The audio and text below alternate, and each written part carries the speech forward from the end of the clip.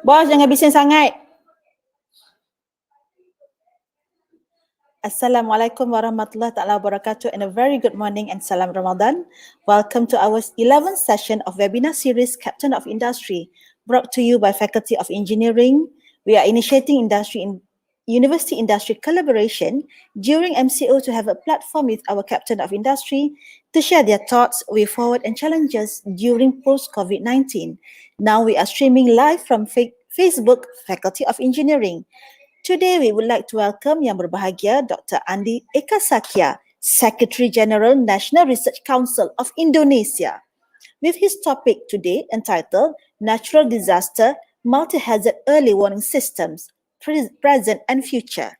Without further ado, I would like to invite Yang Berusaha, Professor Dato Engineer Dr. Muhammad Rafiq Dato Abdul Kadir, Dean Faculty of Engineering, to introduce our captain today. Over to you, Dato. Thank you, Murni. Assalamualaikum warahmatullahi wabarakatuh. And a very good morning to our speaker today, Dr. Andi Eka Sakya. And also a very good morning to all of you watching this Captain of Industry webinar live through our Faculty of Engineering Facebook. First of all, I would like to say thank you so very much to our presenter today. Despite his busy schedule, can still slot an hour with us to share with us his vast experience leading such an important and huge institution. Let me brief all of you a short biography of our speaker. Dr. Andi is currently the SecGen for the National Research Council of Indonesia. He assisted the aeronautical engineering team in UTM to design the now UTM low-speed wind tunnel back in 1995. He was then moved to the Ministry State of Research, Science and Technology of Indonesia in the year 2000, appointed as the Secretary of the Agency for Meteorology, Climatology and Geophysics of Indonesia in 2006, and then becoming the Deputy General of the agency in 2013.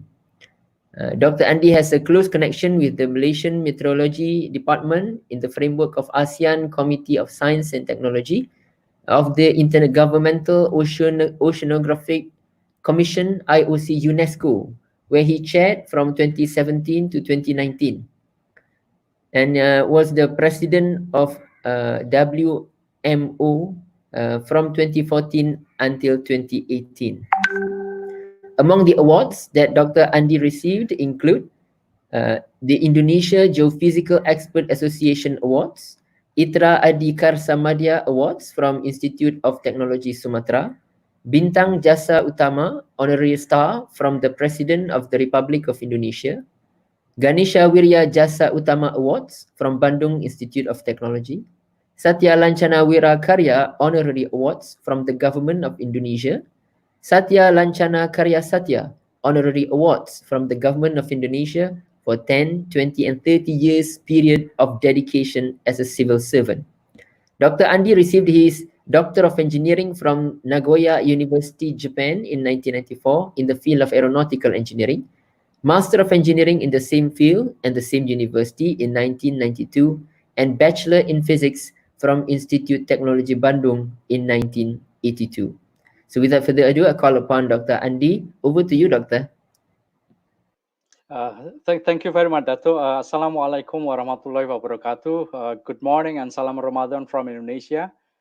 Thank you for your introductions. First, I would like to thanks to the Dean of the Faculty of Engineering of UTM, Professor Dr. Muhammad Rafiq, and all his staffs for having given me an opportunity to talk in this esteemed Faculty of Engineering UTM's webinar. I'm very much proud and honored to be invited as a Captain of Industry in the framework of University Industry Collaboration toward nations building post-COVID-19. I would like also to acknowledge Professor Suhaimi, whom I know since 1995 when UTM low-speed wind tunnel at the Aeronautical Engineering Department of UTM was constructed. Now I'm not active anymore, but his encouragements has made me dare to accept the invitation and share with you about multi-hazard learning system, present and future. My first acquaintance with UTM, as the Professor Dato mentioned, in fact started date back in 1995 as a young researcher at the Aerogas Dynamic Vibrations Laboratory Agency for the Assessment and Application of Technology, known as BPPT of Indonesia. I was assigned to support the designing process of UTM low-speed wind tunnel, back and forth to Johor Bahru from Jakarta. Professor Suhaimi and Dr. Muhammad Kir always accompanied me, whom I appreciated and enjoyed very much. In 2000, I was tasked to the State Minister of Research and Science and Technology, and 2006 was appointed as Setiausaha Pejabat of the Agency for Meteorology, Climatology, and Geophysics of Indonesia. And in 2013, I became the Director General of the agency. It was started in 2006 that I started to deal with disaster matter, particularly early warning system. And as you remember that in 2004, we hit by gigantic tsunami in Aceh. And this started for me to deal with this real problem. 2006 to 2017, I engaged directly in constructing the Indonesian's multi-hazard early warning system. And that also kept my relations with Malaysia through Malaysia Meteorological Department. It was in Putrajaya when I was elected as chair of the Indian Ocean Tsunami Warning and Mitigation System under the IOC, International Oceanographic Commission of UNESCO in 2017. And my meeting with Encik Alwi, the Director General of Malaysia Meteorological Department, from 2014 to 2019 was a periodic. Either in the framework of UNESCO or ASEAN through subcommittee of commissions of meteorology and geophysics, or through WMO. So far, I was the president of WMO Southwest Asia Pacific Regional Association from 2014 to 2018. In the next slide, let me share the coverage of my talk.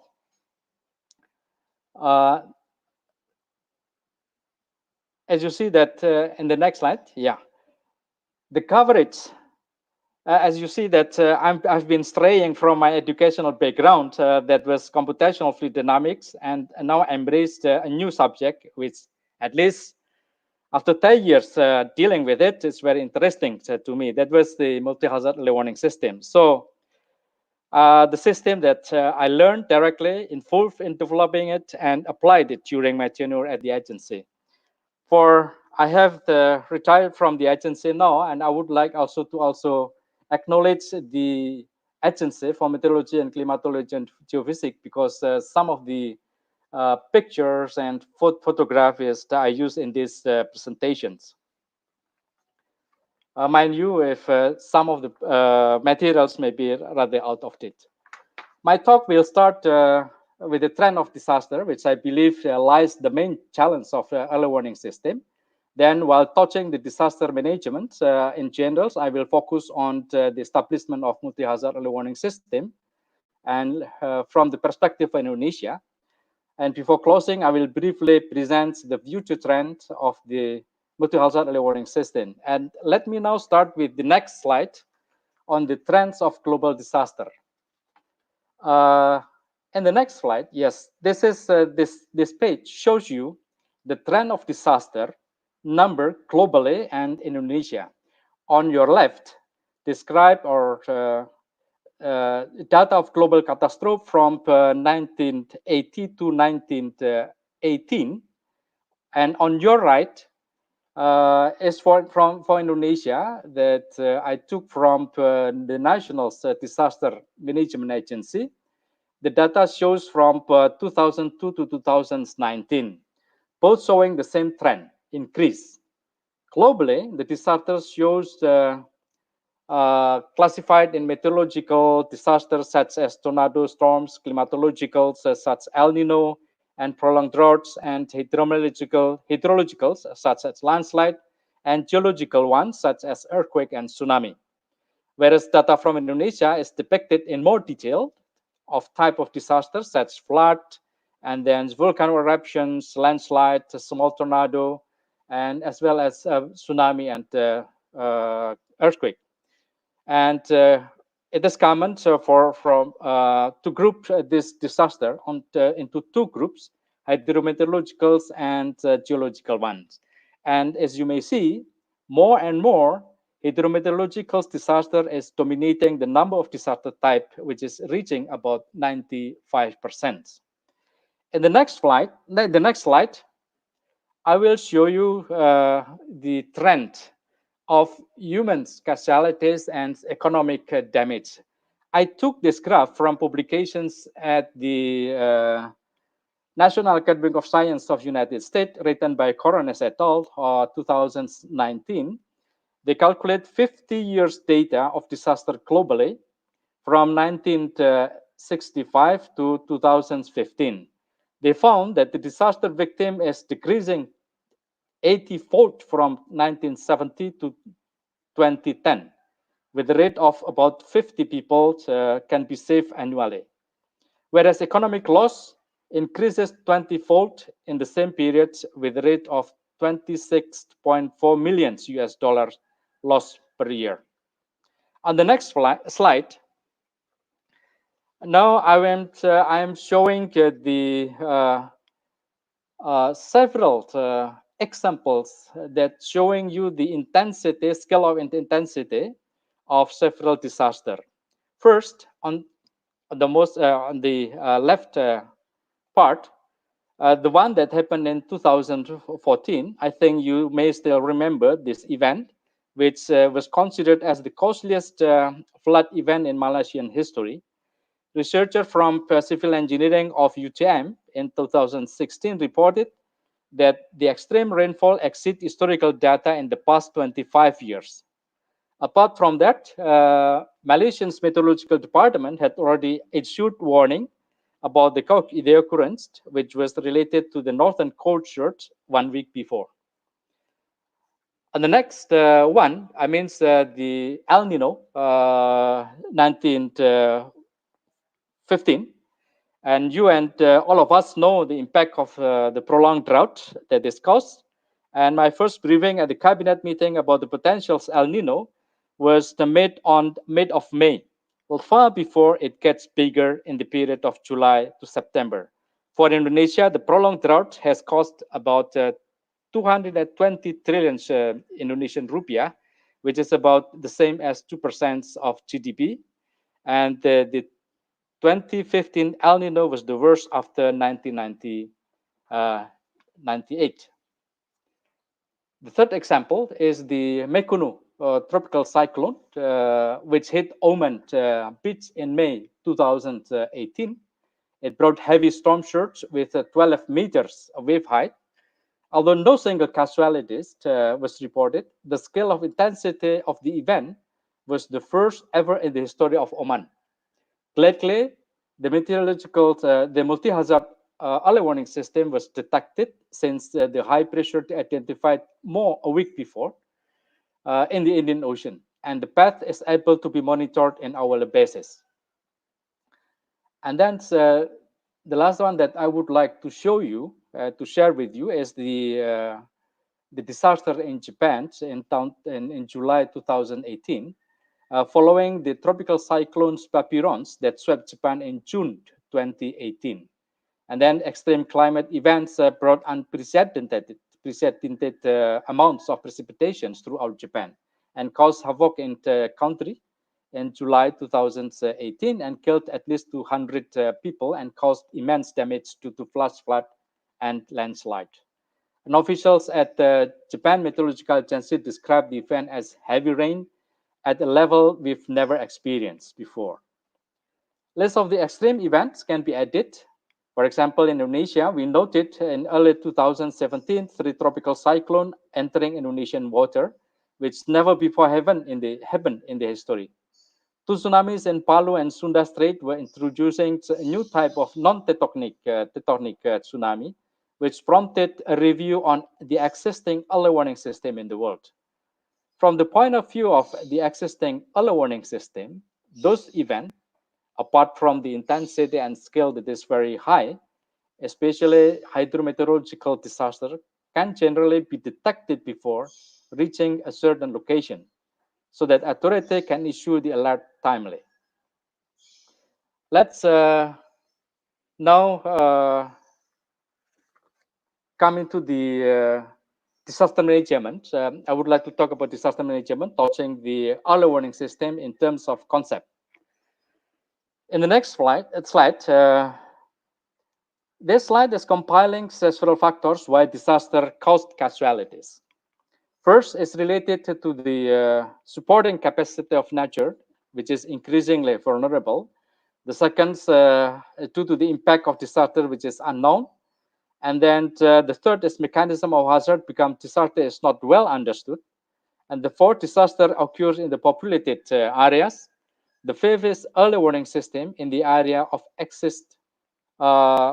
If suppose exist, not working properly, or sometimes the disaster intensity exceeded the one that ever occurred in the locations.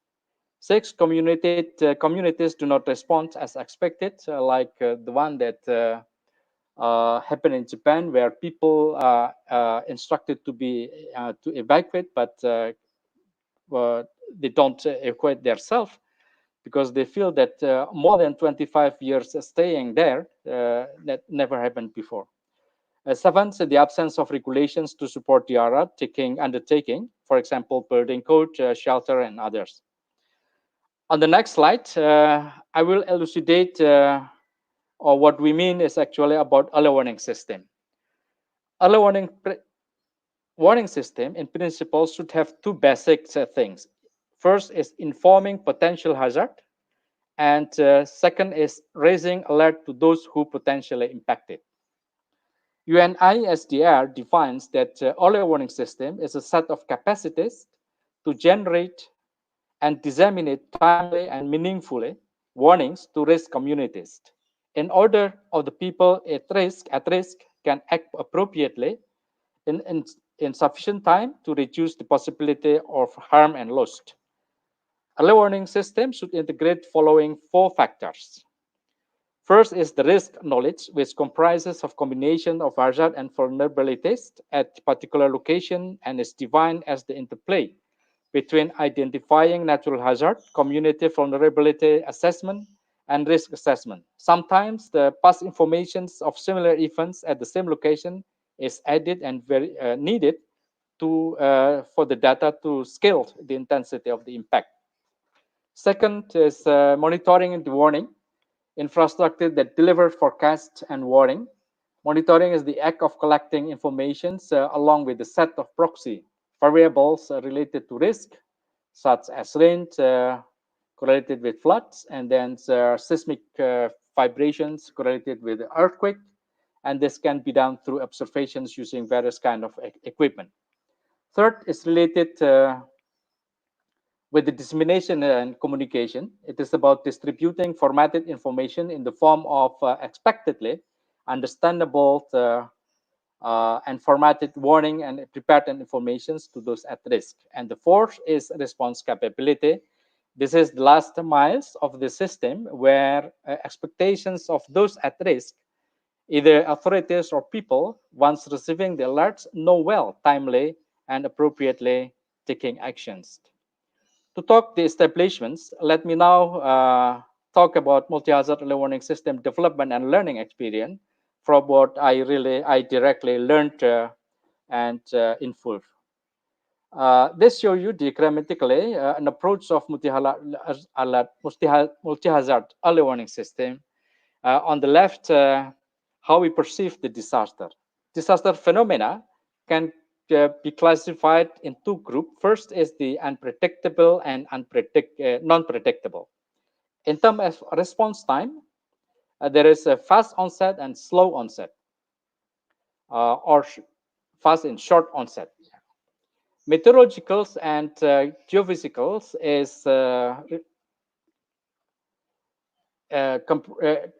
in the category of short onset, whereas the climatology is the long onset, slow onset. Yes, and earthquake is at least until now we haven't able to be predict, even using the current technology that is available.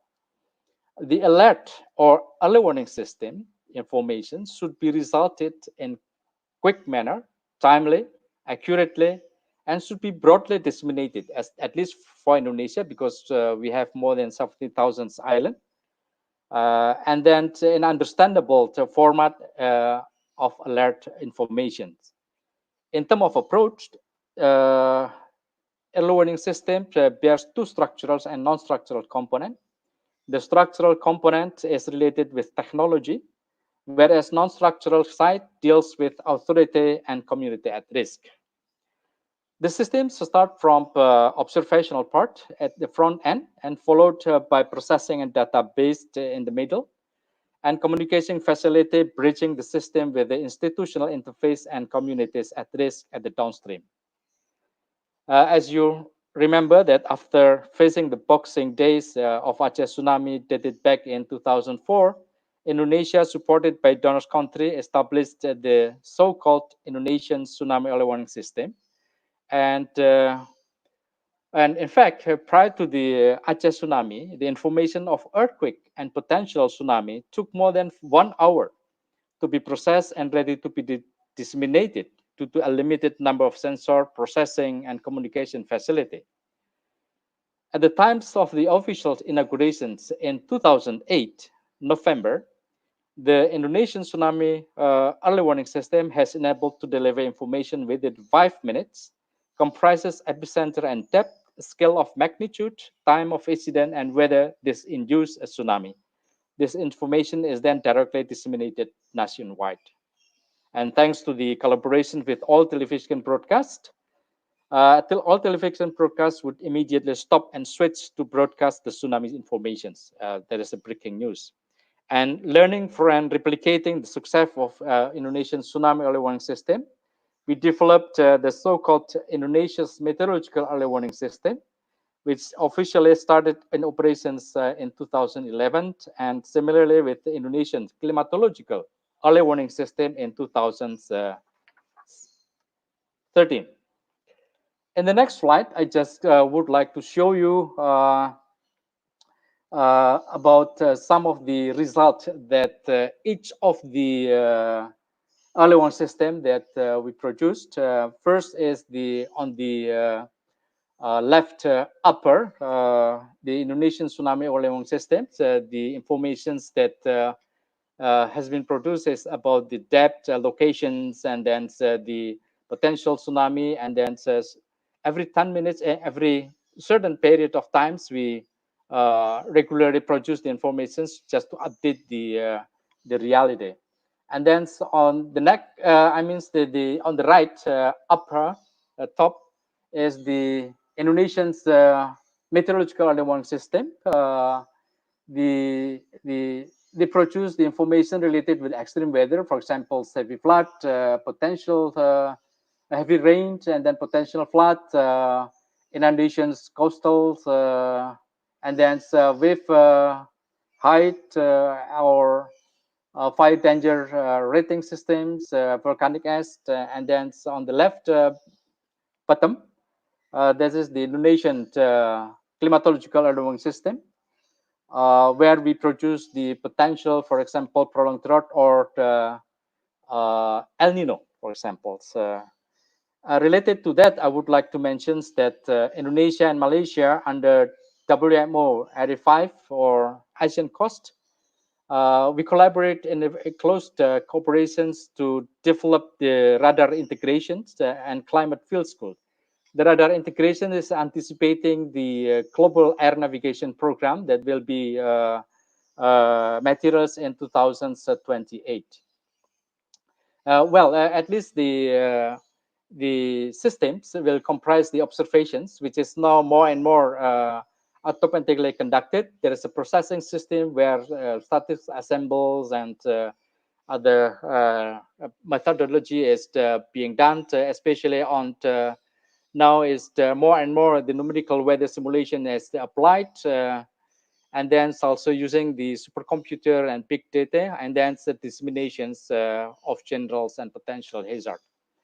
In the next slide, I would like to share with you at least the pictures of the task and the role of the agencies. As you can see from the illustrations that shows the distributions of the observation equipment. PMKK has 192 brands nationwide. Different colors shows different tasks. Meteorological, the red one, and then the blue one is climatology, and also the geophysics is the yellow one.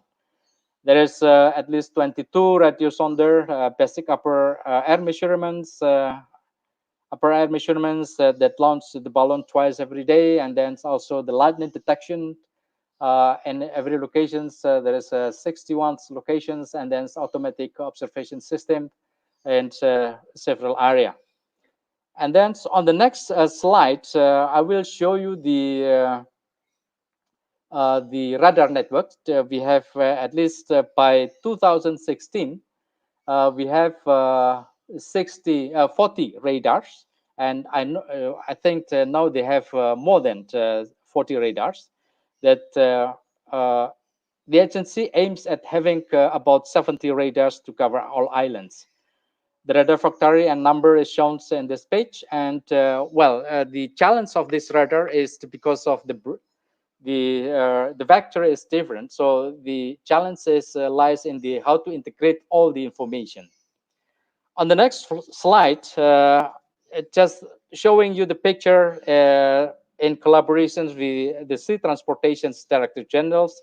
We installed the automatic weather stations in several regular vessels, and all data are directly transmitted to the headquarters every 10 minutes. On the next slide, I will show you the collaborations that international cooperations, because sometimes in the oceans we don't have any observational equipment, and realizing the vast water area that we have, and also the fact that observation at sea is rare. So the international cooperation is initiated through the so-called Indonesia Prima program initiative on maritime observation and analysis, where we assist in maintaining Rama buoy in the Indian Ocean using our research vessel. And while sailing approximately 2 months, measurement of weather and climate parameter in the oceans is being done using modern equipment such as acoustic Doppler, current profiler, and multi-beam sonar to track the plate and etc. Let me share with you in the next slide the illustrations. This is showing you the how we integrate the observationals and equipment services from end to end. So starting from the observations until the services, covering the aviations as well as the agriculture and tourism and etc. In the next slide, now let me share the early warning system from the point of view of Indonesian. The illustrations proposed file system. The mechanism of the Indonesian's meteorological early warning system. In the middle of night in February 14th, Mount Kelot, located in the eastern part of Java, approximately 700 kilometer eastward in distance from Jakarta, erupted. Mount Kelot is commonly known with the 15 years periodic eruptions and its high explosion with the huge amount of volcanic ash due to the crater anatomy.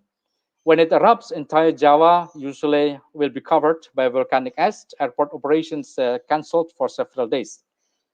In the early morning of February 15th, the Agency of Volcanology, was responsible for the monitoring of the eruptions of the mountains, reported that more than 50 million cubic meters of volcanic ash has already purged on the mountain slope and has very hazardous for the people surrounding.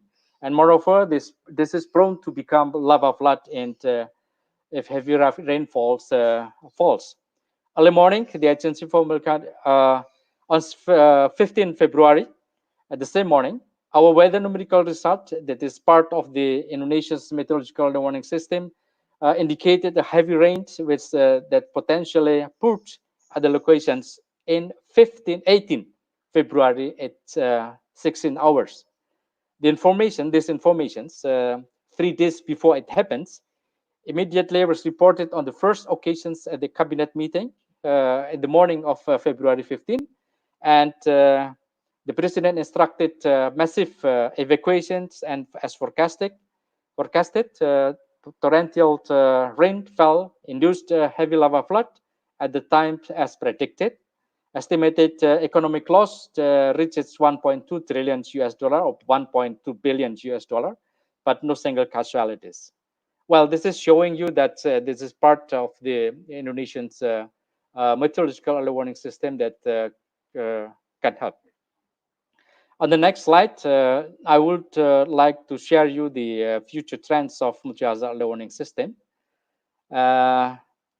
This showing you the flow of concerns of general forecastings that nowadays been operated. Learning from the trends, there are common concerns on general forecasting, which is not sufficient anymore to prevent and mitigate loss and damage because of not only the intensity of scale, but also the variance that has been shown in the previous part of the presentations. To help community at risk and facilitating them the right decision and respond, the forecasting and warning information should be devised to include the level of hazard impact, which vary depending on time and place. The implementations of this necessitate to include social and economic impact. It thus requires to integrate forecasting or early warning system with impact analysis. This new paradigm urges existing early warning system to include impact-based forecasting and risk-based warning. On the next slide, sorry, it's always slide, but the next slide, the implementations of impact-based forecasting and risk-based warning necessitate the integrations of end-to-end and upstream and downstream activities. Learning from what has been discussed at the WMO, or World Meteorological Organization, in the upstream part, research and development on the following subject is required: mapping and identifying on level of vulnerability and location, critical exposure, as well as a type of potential hydrometeorological hazard that might cause. This requires close collaborations among national agencies engaged on disaster risk reduction, which usually and formally work in silo. The National Meteorological and Hydrological Services, which serve as a single authoritative voice regarding the impact-based forecasting and risk-based warning, is expected to facilitate the integrations of all the input data supported by big data and high-performance computing mechanism to produce nationally or globally even, or regionally, a grid standard format of dissemination in quick, accurate, and timely manner.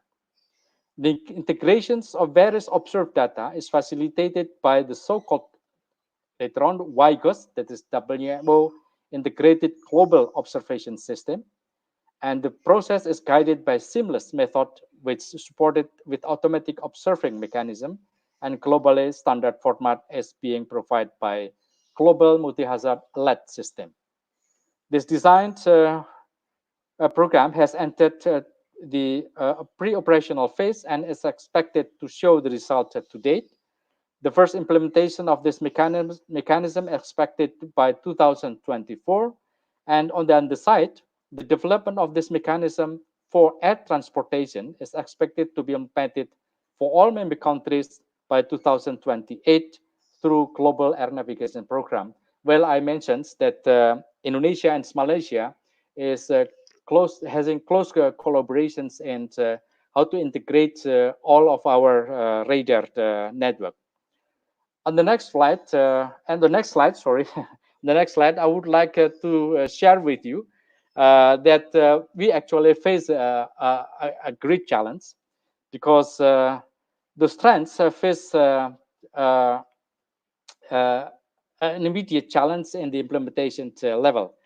As shown here, I try to review research reports, at least for Indonesia and especially for the tsunami early warning system. It is found that a number of research reports from 2000 to 2019 in the component of early warning system related with the, for example, risk knowledge, and then monitoring and warning, and then disseminating and communications, and then response capability, the numbers increases. However, one thing, research in the theme of early warning system as a system is much far less. At least you can see from that it's only two research that focus on early warning as a system, and that is the challenge of implementing the new trends of the early warning system. So next, I would like to close my presentations with summarizing my talks. First, frequency, types, and scale of intensity of natural disaster increases with time, dominated by hydrometeorological disaster. Second, despite the fact the early warning system successfully reduced the number of casualties, however, the economic loss rises. Existing multi-hazard early warning system successfully showed consistent performance despite loss and damage caused by disaster. The increasing potential impact of disaster lead to the development of new approach, multi-hazard early warning system. Let me call it soft. First, seamless weather and climate, and then ocean and hydrology, and then open data share because of WIGOS. So using WIGOS means that you have to exchange the data among the institutions domestically, and then formatted fulfilling the global standard. For example, CAP, Common Alert Protocol, or Global Alert Multi-Hazard, Global Multi-Hazard Alert System, and also integrated, just to put to pick it the T in this integrated system. So this and my presentations. Sorry for taking you too long. I give back to the moderator for question and answer, if any, and thank you very much for your attention.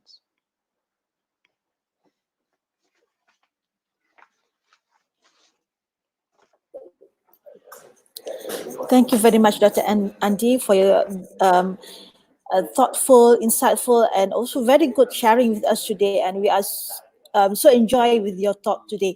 All right, we're going to have a Q&A session, and we will abstract. Okay, then the questions comes from Aminatun Marto. What happened to the early warning system in Palu? Why there are so many casualties due to the earthquake occurred in 28 September 2018? Thank you, Pa Marto, for the questions. This is a very good questions, and well, as I mentioned, that Palu is also served as one of the very rare and high intensity disaster. As you see that there is a liquefaction, and even actually the earthquake is inland, the epicentrum, but to our unfortunate that the liquefaction that and then induced the tsunami, that's near field tsunami, caused a lot of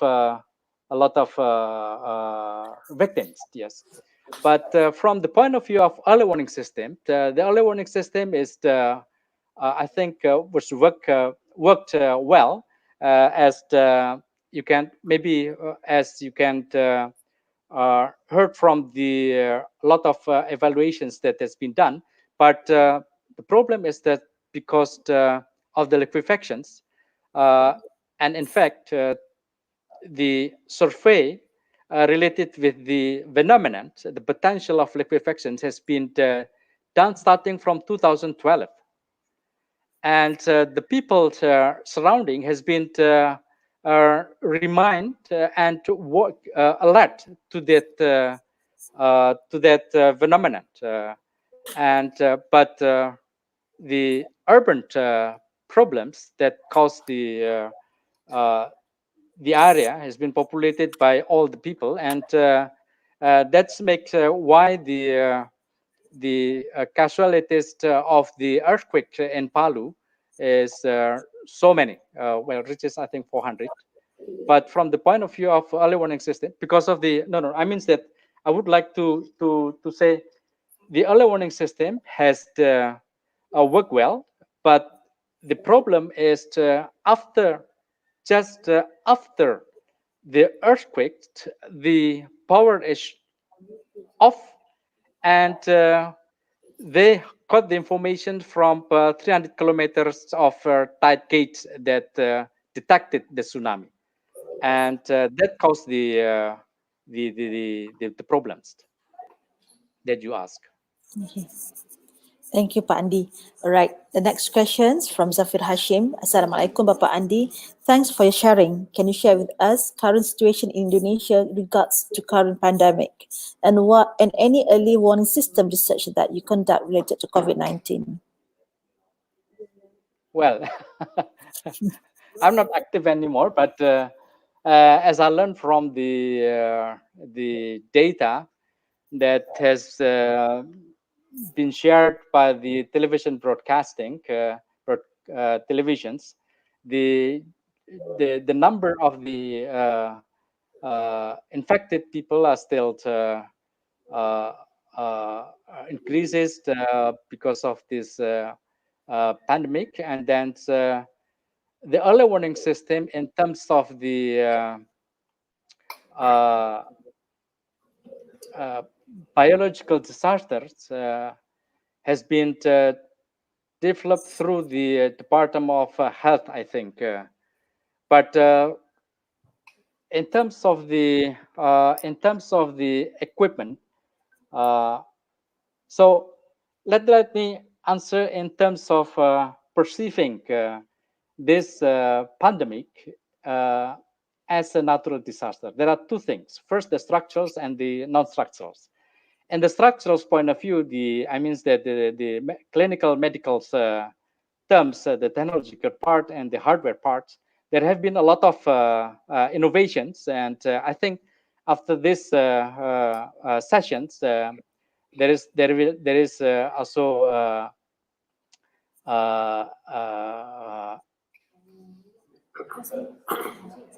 event the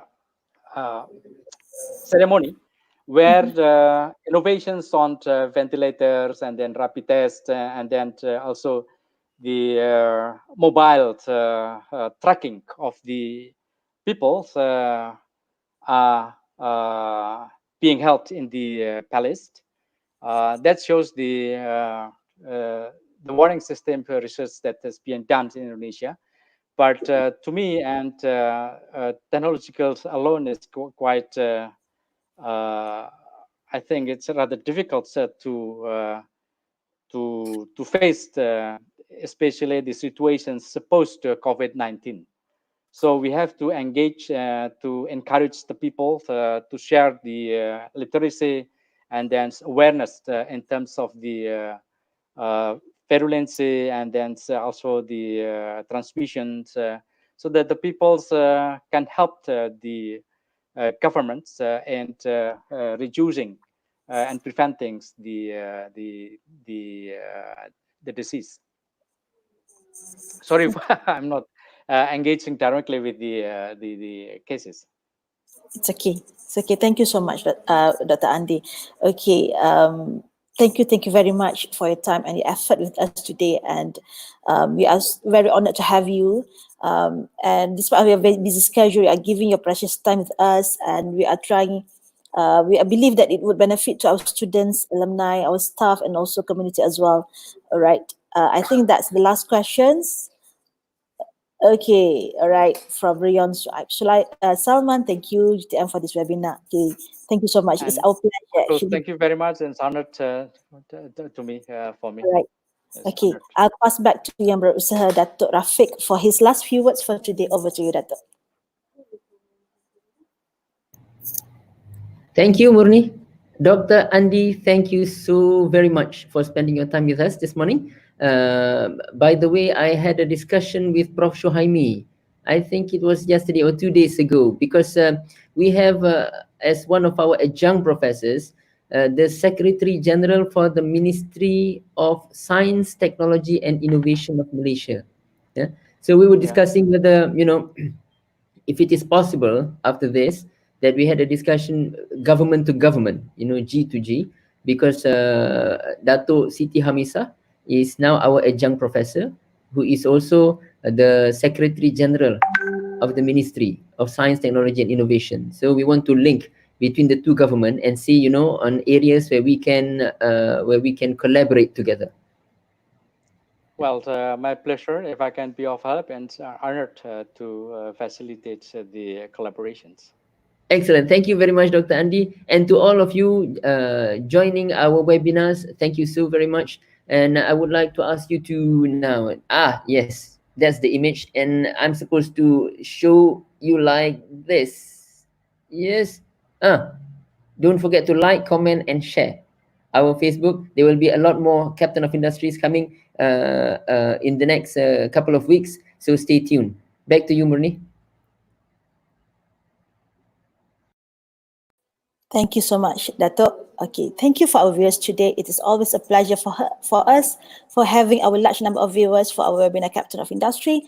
Please wait to our upcoming webinar with our next Captain of Industry, and surely with interesting issues. Stay safe, stay healthy, keep your social distancing. Live from V01 Faculty of Engineering UTM Johor Bahru.